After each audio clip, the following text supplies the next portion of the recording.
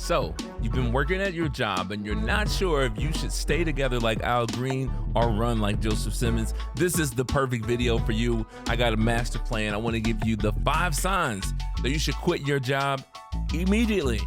5 signs. Don't miss this.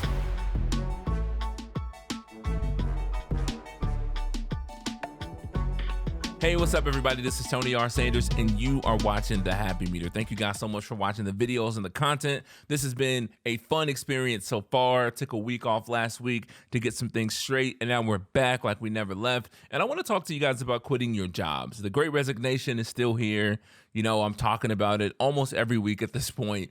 But the purpose of me talking about it is to help you guide yourself through this. This is a grand opportunity for employees and employers to be able to up the value that you get out of work, whether it's financial, fulfillment, right? This channel is called The Happy Meter because we want you to be more fulfilled with your career and more fulfilled with the teams and the people that you lead. And this is the best opportunity to do that. But I want to make sure that you're leaving your jobs for the right reasons. So I'm going to give you 5 signs that you should leave, but think about the things that you're doing and considering before you leave and go to another job. A lot of people are quitting, and a lot of people are going for what they believe to be greener pastures. And while that may be true, there are a lot of things that you should consider, and not every situation is as desperate or urgent as it may seem in your mind. So I'm here to guide you through it. Let's go. 5 signs you should absolutely quit your job right now. Okay, sign number 1, if your morals are being compromised. Now, this could work on many different levels. Sometimes you work at a company that will ask you to do things that may not be illegal, but may not align with your morals. I worked for a company before, and we worked in sales, and there were a lot of things that we ask people to do on the sales floor, on the phone with customers, that some people didn't see a problem with, and some people thought that it was completely wrong. Listen, it doesn't matter if it's right or wrong, or if you think it's, as long as it's not illegal, right? Don't do that. But it doesn't matter if you think that it's right or wrong, you know, for everyone to do. Think about it from a personal standpoint. And if you're doing a job every day where you feel like you're compromising your morals, that's not going to be the job for you long term. And that's okay.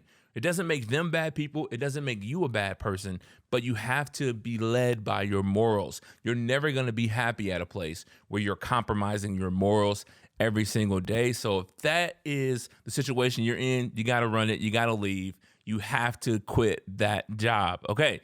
Number 2, let's jump into it. Second on our list is the future, not that future. Your future, the future of what you see for your career doesn't align with what you're doing currently, right? So if you're working at a job and you feel like you're going this way, but the company is starting to go this way, it's probably time to leave that job, right?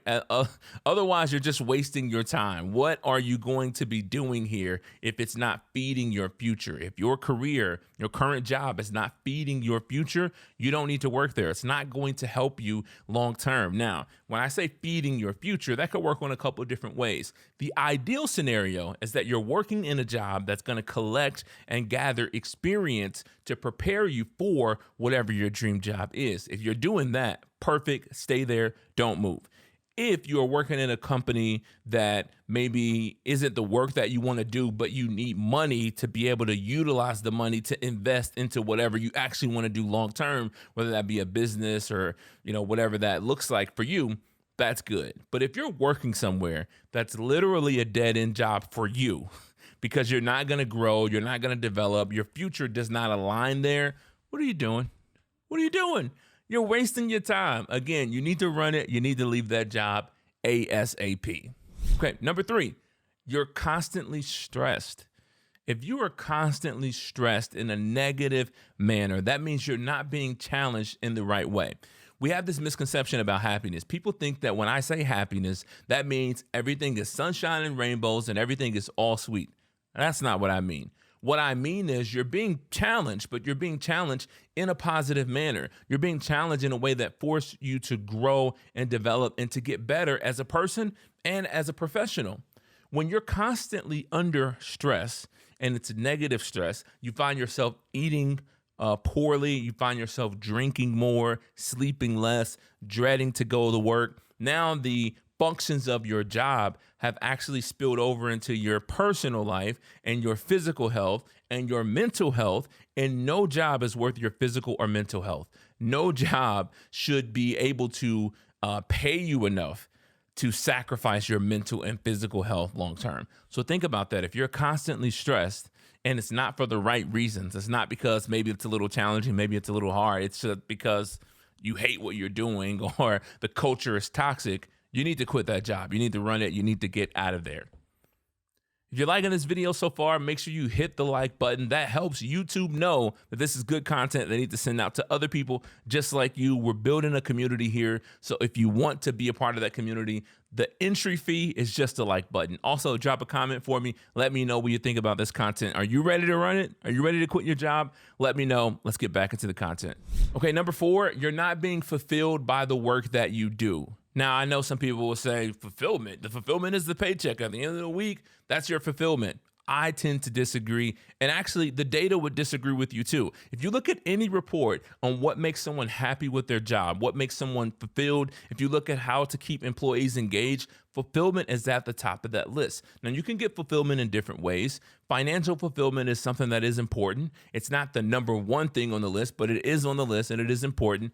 Helping with the cause, doing something that's greater or bigger than you, bigger than just the task that your job does every day. And a lot of that has to do with how leadership communicates and connects what you do with what the business is trying to do in the future of the business. So that has a big impact on that as well. But you need to make sure you have some level of fulfillment. Work is not a necessary evil. Did you hear me? Let me say that again. Work is not a necessary evil. It is something that we need to do, but it doesn't have to be something that we dread to do or we do simply because we have to work. You can find fulfillment in work. You can find work that fulfills you. Now, for some of you guys, that means making adjustments in your life. Maybe the work that fulfills you is not going to pay you $100,000 a year. So you have to live a lifestyle less than $100,000 a year to actually be happier with the work that you do. It's a different conversation, deeper for a different day, but it's possible and you should be looking for fulfillment. Last but not least, this is a big one, so pay attention. If you can't be you at work, then you will be miserable, both of you. The work you and the real you will be miserable. It is so taxing and so hard to go to work every day and not be yourself.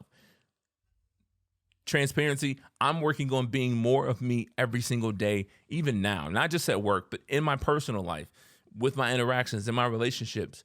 That is the best way you can be. And if you can't go to work and be you, it's going to drain you. It's going to pull on you. And it's like one of those subtle things that starts to creep up in the back of your mind. And before you know it, it's overtaking you. You're overwhelmed. And sometimes you don't even know why. It's because you can't be who you are. You can't look like you. You can't dress like you. You can't walk like you. You can't talk like you. You literally have to create a persona that you bring to work with you every day. And that creates personal toxicity, right? Now you have to remember, am I being work Tony or am I being actual Tony? That's draining. Trust me, take it from me. I've done it for far too long. It's draining. You're never going to work that way. You're never going to love what you do. It's not going to be sustainable long term. So those are the 5 things that you need to think about. If you are experiencing those things, it's time to run it. You can't stay there. You got to get out. Quit your job, find a new job, right? Put a plan together. Don't just say, oh, Tony said quit, so I'm quitting. Put a plan together, right? Make sure you make your exit clean by keeping those relationships. If you want to know how to resign, watch this video. And if you like this video, I know you'll love the next one. Thank you guys for watching. Until next time, peace.